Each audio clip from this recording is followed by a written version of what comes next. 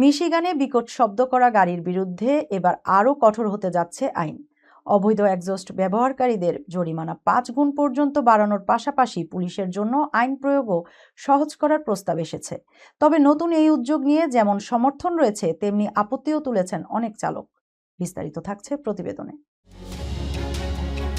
মিশিগানে বিকট শব্দ করা গাড়ির বিরুদ্ধে কঠোর ব্যবস্থা নিতে নতুন আইন প্রস্তাব করেছেন 2 অঙ্গরাজ্য আইন প্রণেতা। অবৈধভাবে পরিবর্তিত এক্সস্ট সিস্টেম ব্যবহারকারীদের জন্য জরিমানা বাড়ানো এবং আইন প্রয়োগ সহজ করাই এই বিলের লক্ষ্য।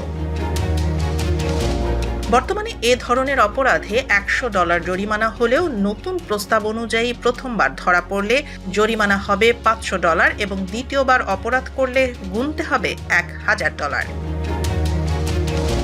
এছাড়া পুলিশকে আর বিশেষ যন্ত্র দিয়ে শব্দের মাত্রা পরিমাপ করতে হবে না। দৃশ্যমানভাবে অবৈধ বা পরিবর্তিত এক্সস্ট শনাক্ত করতে পারলেই ব্যবস্থা নেওয়া যাবে। বিলের অন্যতম প্রস্তাবক স্টেট রিপ্রেজেন্টেটিভ জেসন হসকিন্স বলেন, উডওয়ার্ড অ্যাভিনিউ সহ বিভিন্ন এলাকায় বসবাসকারী মানুষের কাছ থেকে দীর্ঘদিন ধরে অতিরিক্ত শব্দ করা গাড়ি নিয়ে অসংখ্য অভিযোগ এসেছে। বর্তমান আইন যথেষ্ট কার্যকর নয় বলেই জরিমানা বাড়ানোর প্রস্তাব আনা হয়েছে।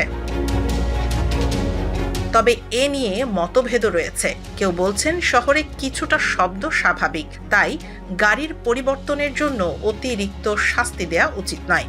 আবার অনেক বাসিন্দার অভিযোগ, গভীর রাতেও বিকট শব্দের কারণে স্বাভাবিক জীবন ব্যাহত হচ্ছে।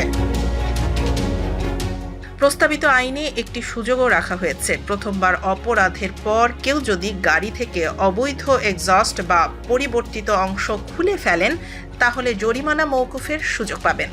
বিলটি বর্তমানে আইনসভায় কমিটির কাছে রয়েছে। পরবর্তী ধাপে এটি পূর্ণাঙ্গ ভোটের জন্য স্টেট হাউসে তোলা হবে।